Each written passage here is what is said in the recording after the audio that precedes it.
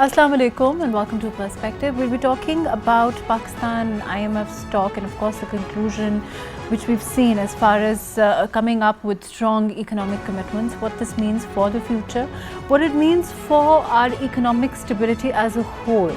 What kind of measures do we expect on the whole in the next couple of months? And as far as the trend is concerned, when we're looking at the international markers all over, do they predict more stability? Do they predict more growth?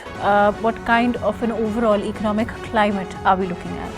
All of that today on Perspective. I have with me Dr. Usman Chohan, who is advisor CAS on economy. Thank you for being with us today. We also have with us Salman, who is Executive Director Prime. Thank you for joining us today. Before I go to the studio, I'm going to go to Dr. Usman. As I was saying, there's also, you know, at this time, let's start with IMF. It seems like it's a good to go deal as far as the next tranche of money is concerned. What does this mean as far as stability is concerned? And what is this, do you think it will come with more conditionalities, or do you think that it is a more or less, you know, a stamp of approval on the direction in which Pakistan's economy is going at this time? First of all, thank you for having me on your show. It's always a supreme pleasure of mine. Your question is about the stability and is it a seal of approval? Yes. In terms of stability, it is certainly a marker of the fact that a lot of hard work has been done. So first of all, we have to acknowledge the hard work by the finance minister, by all the departments. It's very important to acknowledge that we've been through a tough time.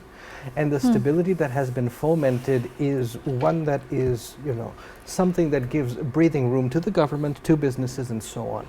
But our temperament is such that we do want to do better because we understand Pakistan's potential is so great.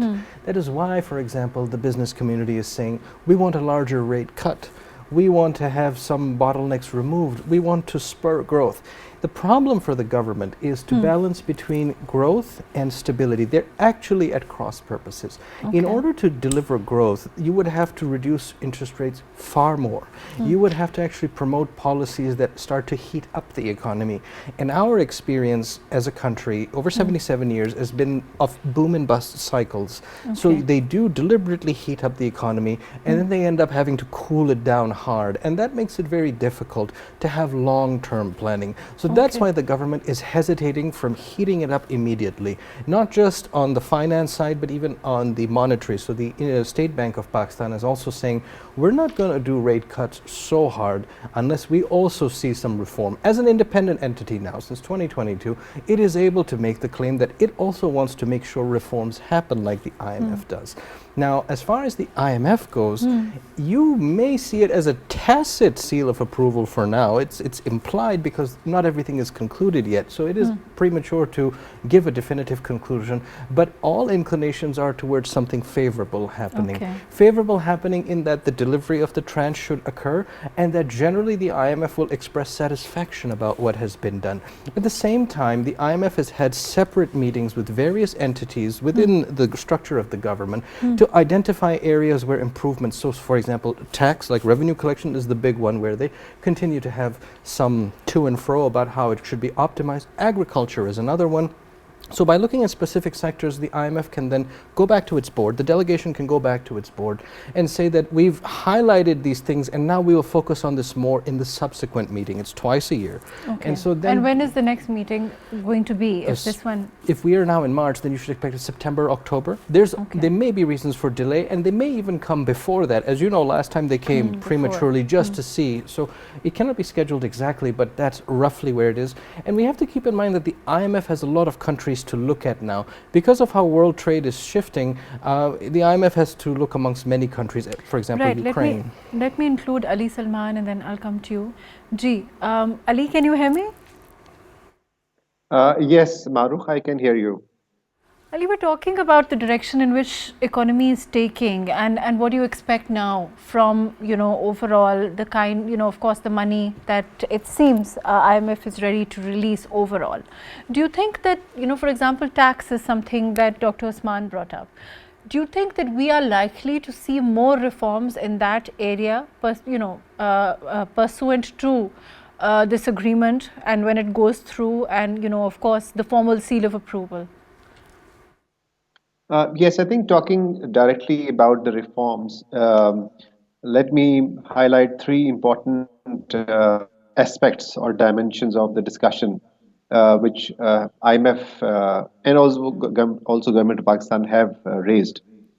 Can you hear me? Loud and clear. There are three aspects. First of all, as you mentioned, is the tax reforms. And the key question which IMF is still asking, how far we have been able to broaden the tax base as opposed to hiking the tax rates. In the last budget, we saw increase in the tax rates, for instance, on salaried class.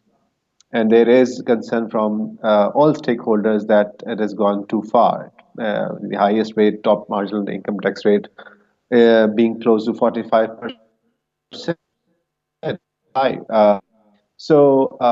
Broadening of tax base means that segments such as retail sector, wholesale sector, real estate sector, information technology sector should also be paying the same level of taxation as other sectors of the economy, which will help then broaden the tax base. Currently, it is not the case.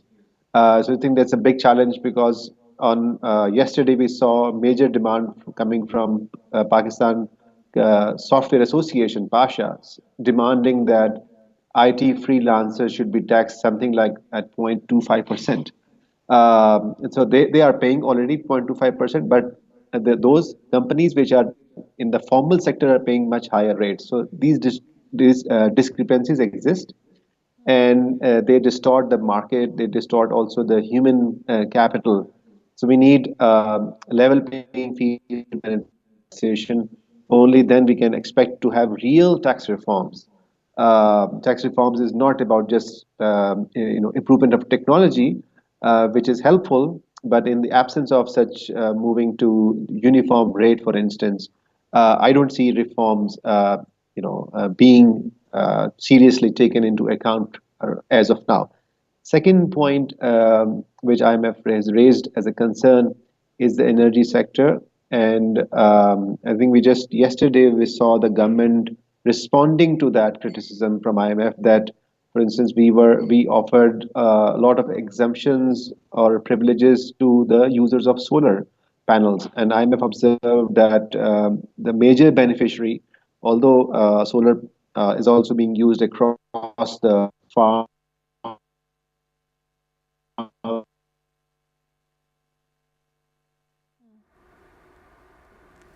Ali, I'll come back to you. Dr. Usman, if you heard what Ali is saying, he was talking about the solar. And this is something that, there's a lot of talk about how, it seems that the rebates or the exemptions, although I don't know if one can call them exemptions or not, but really, it seems that certain terms for the user have overall only benefited a certain section of society. Do you think that's correct? It is to an extent correct. I can look at it from the government perspective, so can you, but we also look at it from the consumer perspective because we're consumers as well. There is this net metering function where you were incentivized to have panels and then you would actually put electricity into the grid and you would get like meager compensation relative to what you would pay to purchase electricity. It's like 1/8 of that. It wasn't a great deal anyways. Now they're saying they want to cut it down further, but they believe that that is going to disincentivize the adoption of solar. I don't worry about that because things like load shedding still exist here. Things like being on the grid and having intermittent electricity and also the eco-friendly aspect to it. There's a very strong business case for solar even if they remove net metering. I personally had solar installed 4 years ago just because I believe in the environment, and I think these kinds of trends will matter much more. The problem for the government is that it needs to have grid stability, and there's something called a utility death spiral, that if you're wealthier cadres keep getting off the grid, then only poorer and poorer and poorer are left exclusively on the grid who are unable to pay for it. And because the wealthy have gone off, the rates for the poorer get higher. So you get into a death spiral that is very scary. This is not just a problem for us, this is a problem for the developed world. A sunny country like Australia has a utility death spiral. So the problem is that ultimately we have to look at how the contracts have worked. I know that the government has done a lot of work to get rid of some, but there's some still left. In the long run, having hydro, nuclear and solar driving things is what will matter anyways. But what you're calling the death spiral is something, of course, very eminently concerning the government at this time. It is of dire concern for us. For example, perhaps more than Australia, like you mentioned.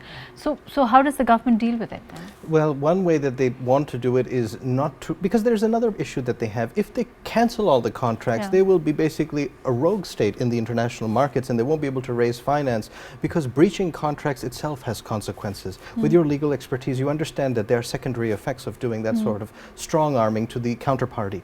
Now, with that, they are thinking that they have to reduce the circular debt in various ways. One way they're thinking is transferring the liabilities to the private banking system and let them sort it out. Another way is to continue to strong arm the IPPs and get them to come to better rates or revise the capacity payments. Another way is to disincentivize solar temporarily, but again, the key word you used is short-term or dire short-term things. Our energy vision should be long-term to start with. So I don't believe in the premise that we should solve things on an ad hoc basis, but rather simply absorb this cost now. It isn't that large, and then promote renewable and electric vehicles and simply just write it off and move on, rather than trying to micromanage this year after year and getting nowhere real fast. And you think that's a possibility for the government? It is, with the current economic climate and the kind of leeway that they have? It is, but it requires political will more than anything. It also requires all stakeholders to be on board. If the private banks take part of the liabilities, if the consumers do solarize faster, and all these moving parts are managed, it is possible to absorb this cost rather than make it a circular motion of debt accumulation. It doesn't need to be circular, is my fundamental argument. Okay, fair enough. I think Ali's back now. Ali, can you hear me? Yes, I can hear you. Ali, you started, the solar panel discussion and the way that, and then we took it on from there.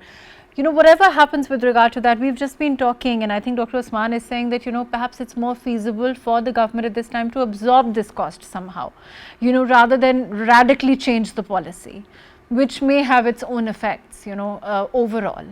But leaving that aside, overall, when you look at, implementation of economic reforms, from where we started, do you think that we've gotten further there? And of course, that is something that's always been on the agenda for the IMF, whether it is, whether we get this money and we go on or not, those are the important considerations that we need to work towards to have sustainable long-term solutions, right? Yes, I think when I was talking about reforms, let me just continue. The third dimension, which I would like to mention, is the private area of privatization. And this is again indicated by IMF that government needs to expedite its efforts in terms of especially privatization of the discos. Now, this is a very tricky and very complex area when it comes to privatization.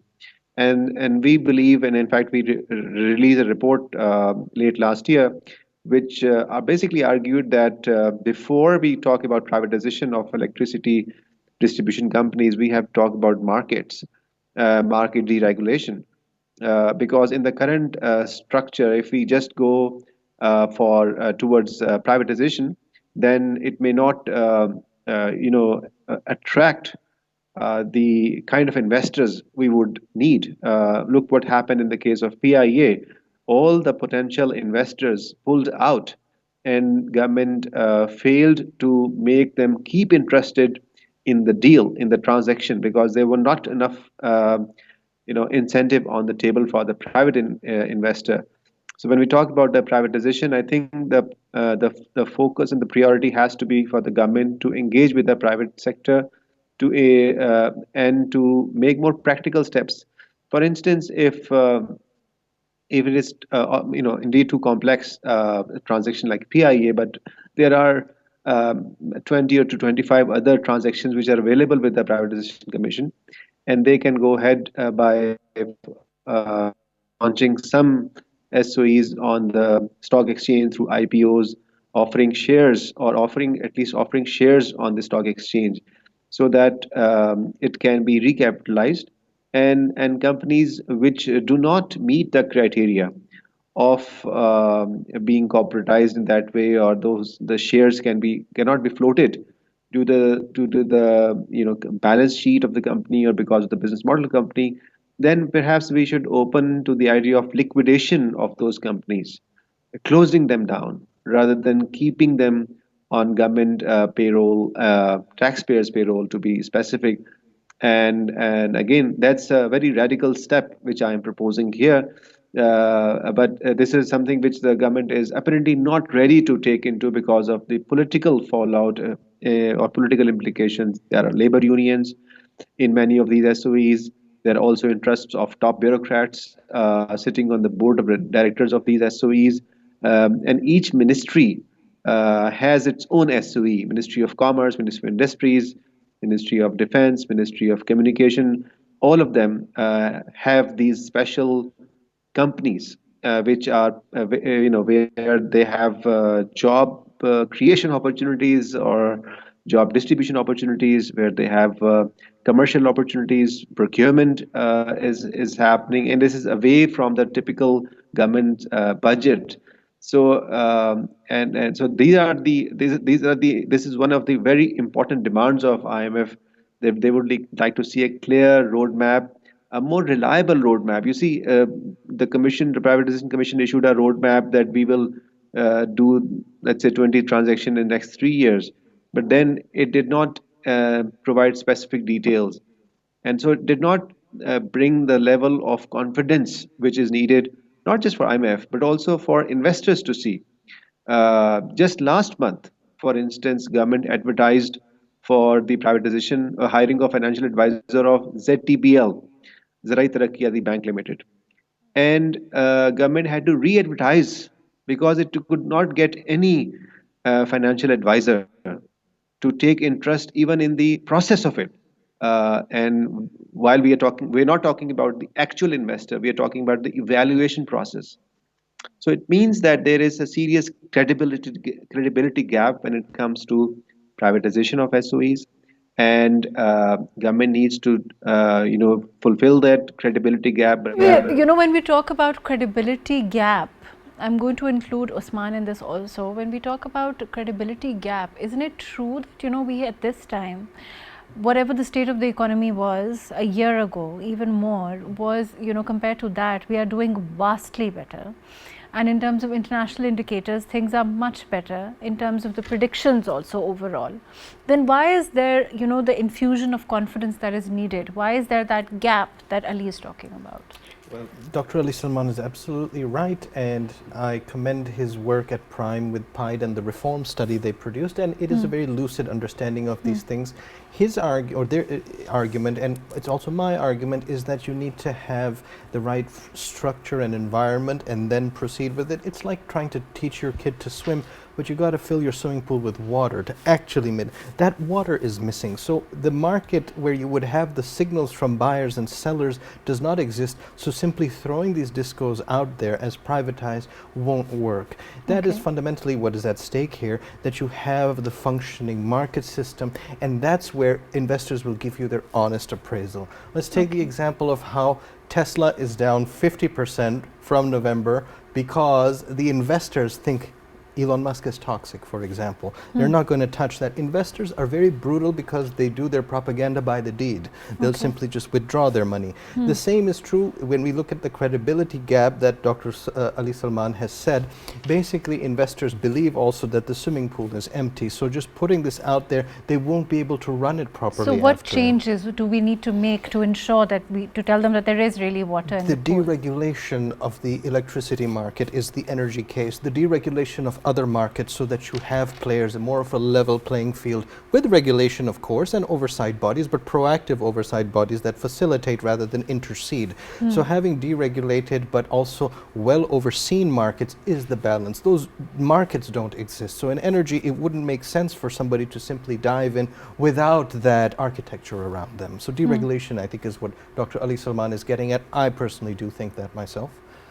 What about, sectoral, developments, like for example, when we talk about gas tariffs, or, we spoke about tax before, agricultural tax. Do you think, retail and wholesale taxation. Do you think we can move towards those?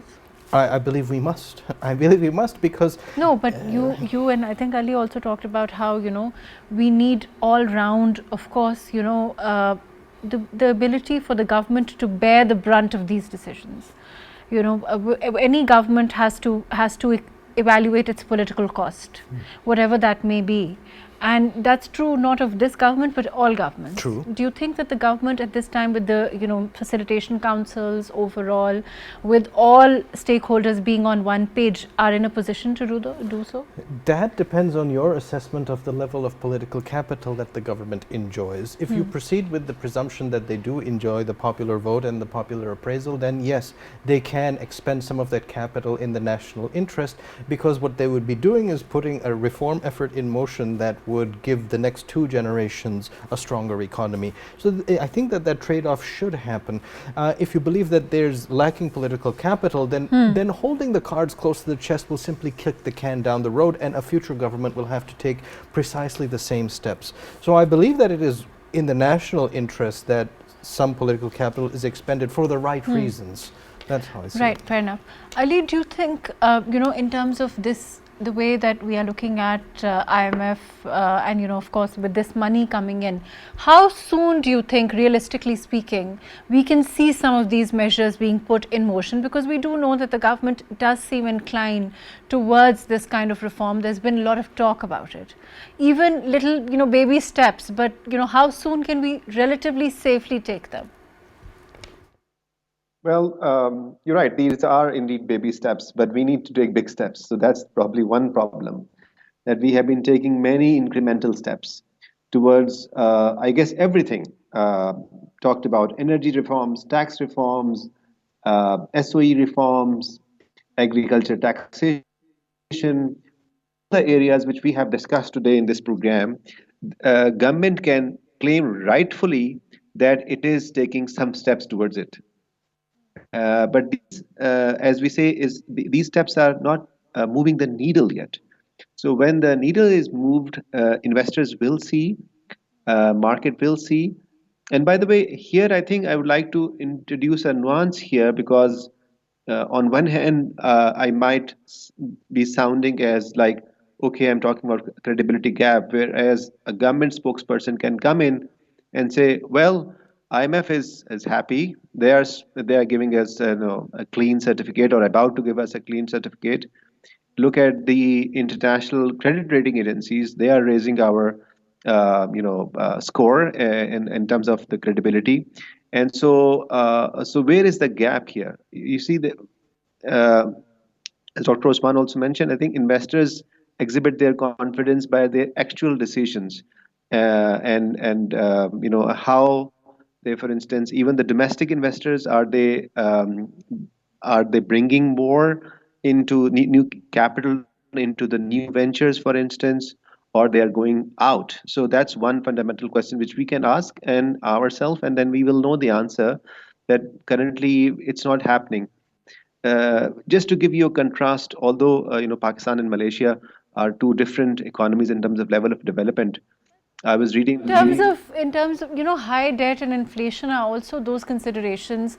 We talk about political will, but that make it difficult for the government to really talk about and impose those kind of conditions that are more favorable for, like for example, international practices all over the world as far as privatization is concerned. I was saying that, look, when the environment is ready for, your question was about the business environment. If the environment is ready for the investors, the results come in a short span of time. Last year, for instance, Malaysia reported an FDI of $85 billion. So that's huge as compared with, let's say, when Pakistan reported a FDI about $1.5 to $2 billion. Although two economies are a very different level, but when you do the reforms and those reforms are reliable, are credible, then you will see the results from both domestic investors and international investors.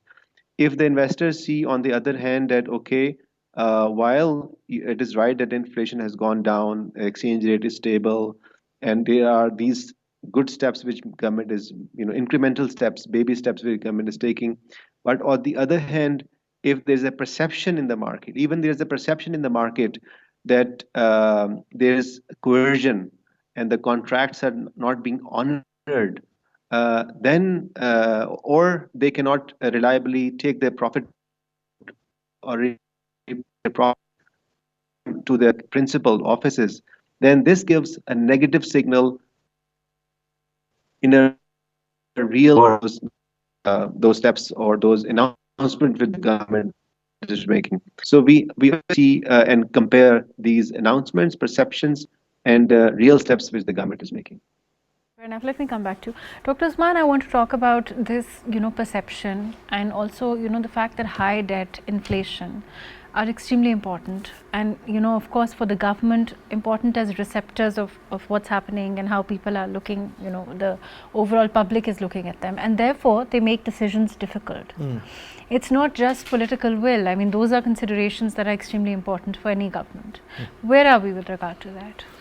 The decision will inflation seems to be down. Yes. One has to agree with that, right? One does. But overall, as far as the economic climate is concerned, do you think we're ready to bear the brunt of it? Yes, again, the trade-off will be one between growth and stability. So if you don't act, you can still say, you make a convincing argument that you're just trying to keep things stable in a turbulent world. The world is very turbulent. Okay. That is a legitimate argument. But ultimately, there will be questions about our population growing at 3%, the new poor, the global turmoil. When are we actually going to achieve our full potential? Will it be our generation, the next one, etc.? Ultimately, growth will be required, and growth without reform would mean inflation and deflation, of the economy, not price levels. So it is really worth it to take these decisions now. It would have been really nice if they were taken before we were born, and then we would just have a nice economy. But at least somebody taking that decision at some point would help us a lot, and we might as be the ones who suffer, so that the next generation has it better. It's the best I can say. But for example, things like uncertain exchange rate, like you said, it's a turbulent world. I think maybe that's another way of saying it. And are they going to influence your long-term investment goals also?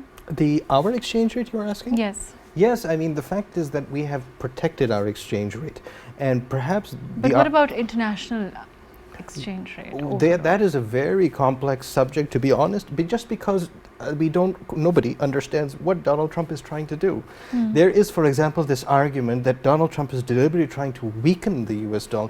There was this thing called the Plaza Accords in the 80s where the US got its allies and said, we're going to deliberately devalue the dollar. It seems like there's going to be a new Plaza Accord, which is going to be strong-armed, and Donald Trump will deliberately bring down the dollar to make it more competitive, to make US exports more competitive, to reduce their deficit, etc. So it might be a kind of, and if that happens, the dollar will naturally fall against all currencies, including ours, but we are also looking to boost our exports, especially to the US, because it's our largest market. So because all of these things fall into a complex jigsaw puzzle, the economy, it isn't clear when such radical decisions are taken by such a large economy, how everybody will react. So that's what we mean, I think, above all, with the turbulence right now, because the Russo-Ukrainian war is nearing its conclusion. COVID is a distant memory now. And yet somebody is introducing all of this havoc into the system. Even with allies like Canada, the US is doing that. This makes it impossibly difficult to know who is going to benefit how and from whom. We just don't know, really. Okay, fair enough. I want to, Ali, I also want to talk a little bit about, climate funding. And of course, that's important for the IMF also. In terms of, do you think we'll be able to secure more funding? Because that, of course, every year makes things more difficult. And, especially for countries like Pakistan, where, of course, we are more affected than those that perhaps, are more responsible for it. Do you think that, we have asked for about $1 billion in climate finances, and, how important do you think it is for this funding for Pakistan's economy, and, whether you feel that, overall they can be effective utilization also? Okay. Well, my view is that there is a trade-off on the table. It seems from the news that IMF is ready to give it another $1 billion in the name of climate resilience funds. However, there is apparently a cost, and that cost is another tax, carbon levy, which IMF wants government to impose on the industries. And I don't think so that we are ready for it. I think that there will be although there is no public documentation available, and I think we need to do more research on that aspect. But I don't think so that we are ready to take any extra tax burden, whether it is in the name of the environment protection or the name of social protection, as we used to have them in the past. There should not be any extra taxation. That's very clear. And if these funding for climate resilience comes in at the price at the cost of an additional tax, I would say no to it. And I think that it is not a useful way of thinking in terms of always looking at the external funds while ignoring the potential of the domestic capital and domestic industry. And frankly, there is a long history of how these budgetary support measures have not been useful and well spent when it comes to government. And even when it comes to an additional tax burden, as it seems it will, then it will be more harmful than beneficial. Right, fair enough. Dr. Usman, do you agree with this? Do you think that, but then what is the flip side? Because, a couple of months down the road, we're looking at, unfortunately, more potential, no, I don't want to say disasters, but, things do get to we have seen climate become hazardous, and we are already, on that, in that very low kind of range where we can't really take more. So what happens then when that happens, and then we will need funding and we will need that kind of help again? If we are not in a position to do, as Ali says, impose that extra tax burden. Yes, Dr. Ali Salman is pointing to a very important trade-off. Simply, if we take $1 billion in, but we make our industries even more uncompetitive, very soon that is a losing proposition. Okay. But we do need to, at some point, as we aim to be a developed country, have good emission standards, have decent, management of waste and effluent. And the scientific literature that I've read that has used Pakistan as its case study shows that the water in our rivers is extremely polluted by industrial effluent. There's actually a human cost of not doing this. It all ultimately boils down to what our priorities are. If you want to just have $1 billion in your coffer right now, go ahead and do that. If you want to make your industry uncompetitive, fine. But at the same time, if you want to have better public health and safety and regulation so that your kids don't have mercury poisoning or arsenic poisoning, then probably focus on that. And so ultimately having climate resilience is important. Now your question is much larger than just industry. It's about having protection against flooding, heat, and then also vectors of disease transmission.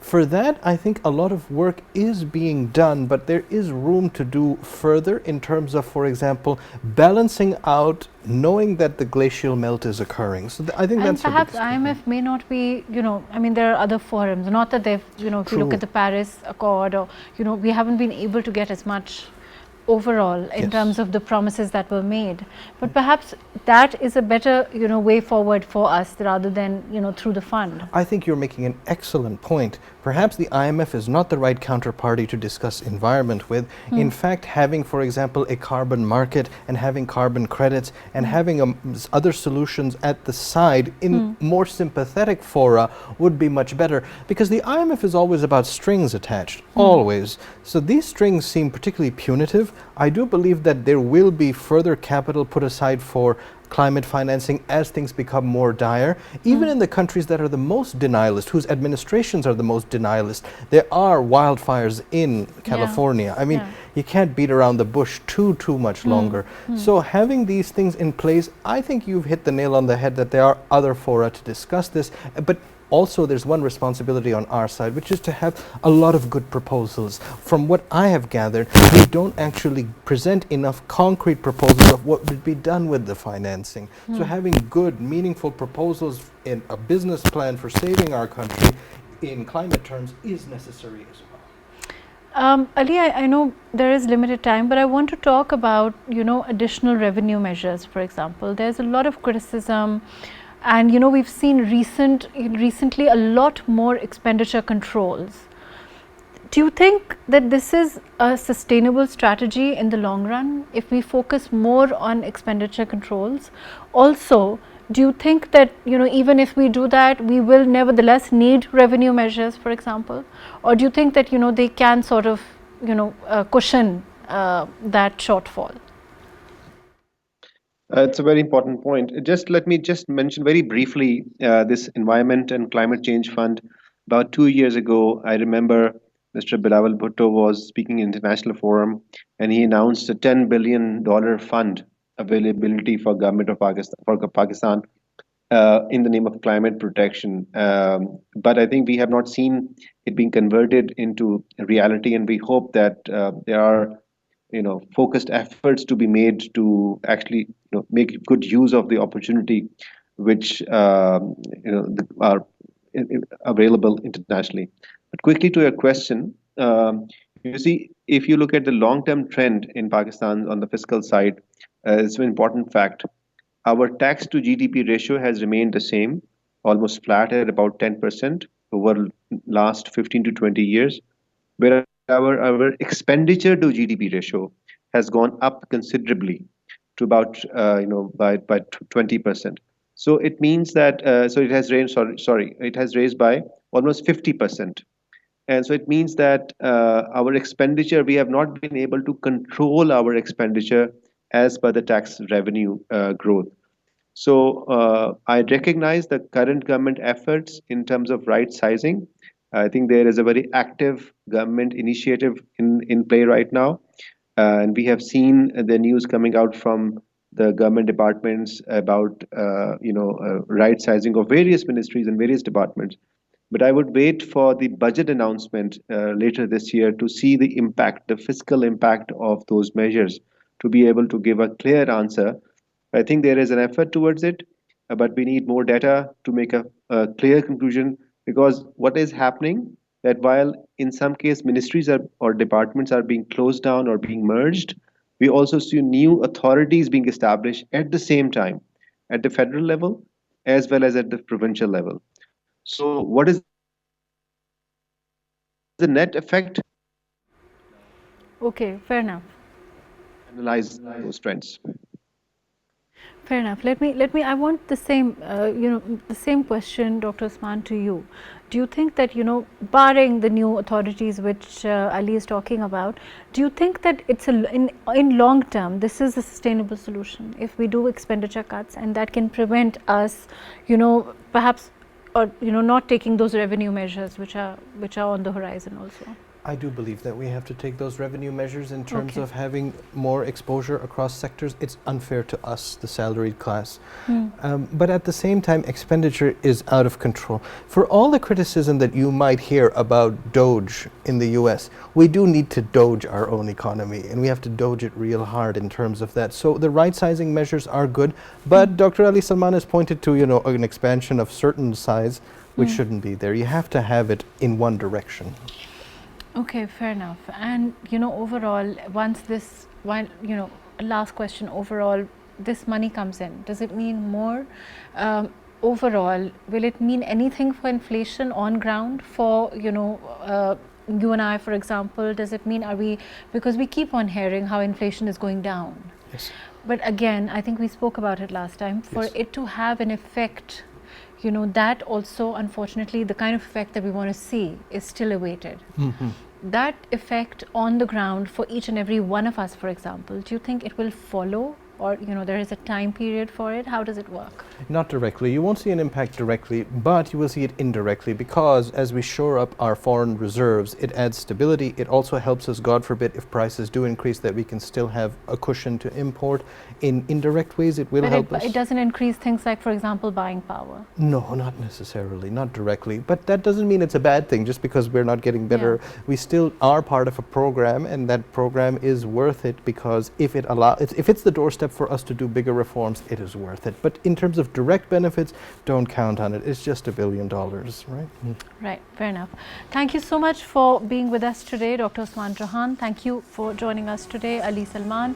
Thank you for being with us today. I think that it's extremely important we discussed the effects of this, this new IMF overview, and of course the effect of getting the amount of money that we expect overall, and whether it will have any effects overall on our economy, what kind of roadmap do we expect in the next couple of months, and also what it means particularly for us and those long-term challenges which the government is very manfully handling and taking up.